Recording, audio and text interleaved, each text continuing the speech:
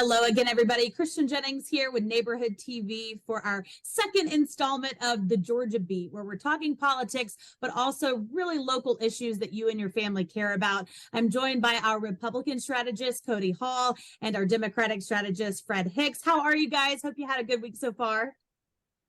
I'm doing great. All right. Well, we're talking today about the affordability factor.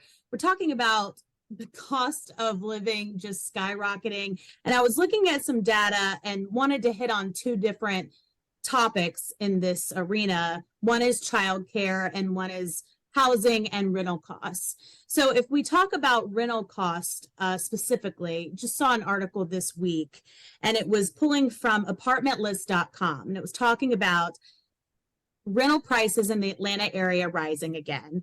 No surprise there because it's also very expensive to buy. But it was talking specifically about Johns Creek being actually the most expensive Atlanta area city to rent from. It'll cost you about $2,100 per month for a 2-bedroom, $1,800 for a 1-bedroom.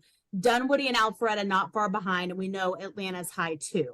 So how do Republicans and Democrats go about addressing this issue of affordability when you look ahead to future elections from the local city level all the way to the presidential race? And Fred, I'll start with you.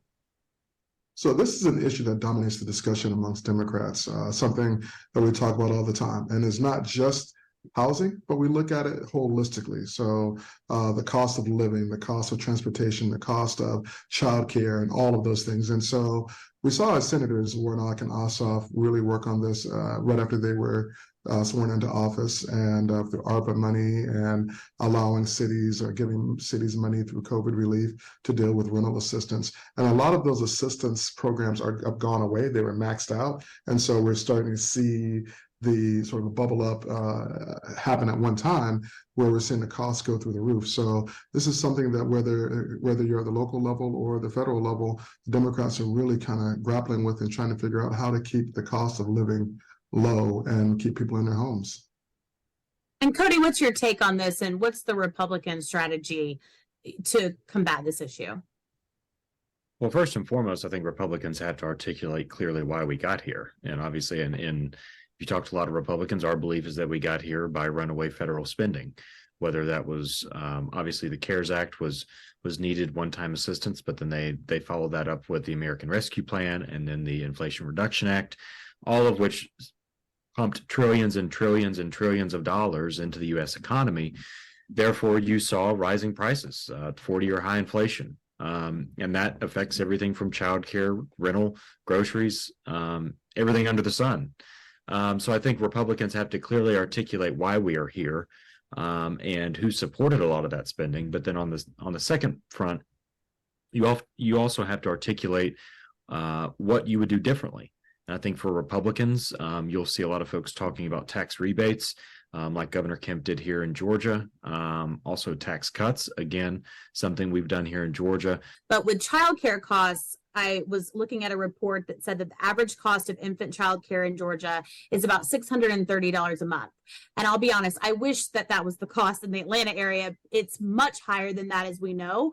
My daughter is 4.5, and it cost us $1,200 a month to put her into full-time daycare soon after she was born. My husband and I both working full-time, and costs have gone up since then. So it becomes unaffordable sometimes for one spouse to work because childcare costs are so expensive. They can be more expensive than college in some cases. And affordability for childcare was a recent discussion at a Senate committee in Washington. So knowing those numbers and that strain on families, again, how do Democrats go at that issue? You can give rebates all day long, and those are great, and people appreciate that. But if you're not bringing in jobs that pay a livable wage, or you're not holding employers accountable and making sure that they're paying a livable wage and that there are job protections in place, then people are always going to have a tenuous existence. So for Democrats, in addition to, making sure that we provide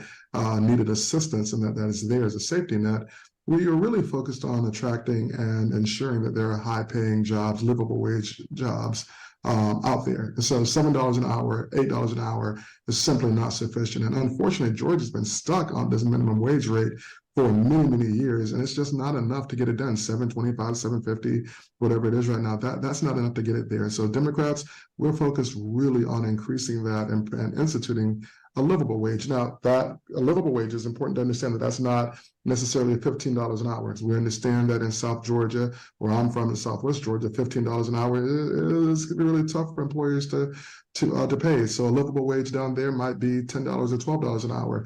In Metro Atlanta and Johns Creek, livable wage is quite a bit more than that. And so we're putting a big emphasis on that kind of thing.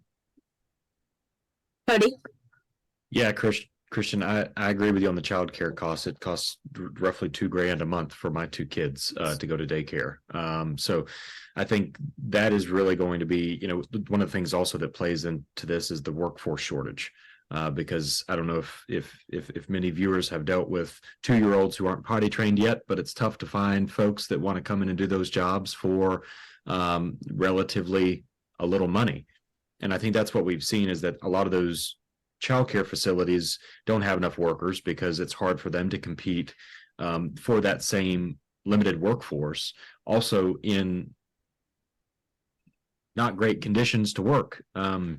It's tough to do daycare jobs day in, day out. So I think that's also one of the problems, not only in inflated costs, but also the workforce shortage that then contributes to the cost.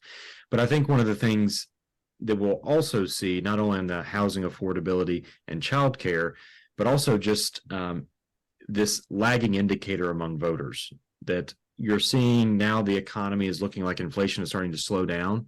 I think one of the challenges for a lot of elected officials is going to be to not move on from the cost of living crisis that people are still experiencing.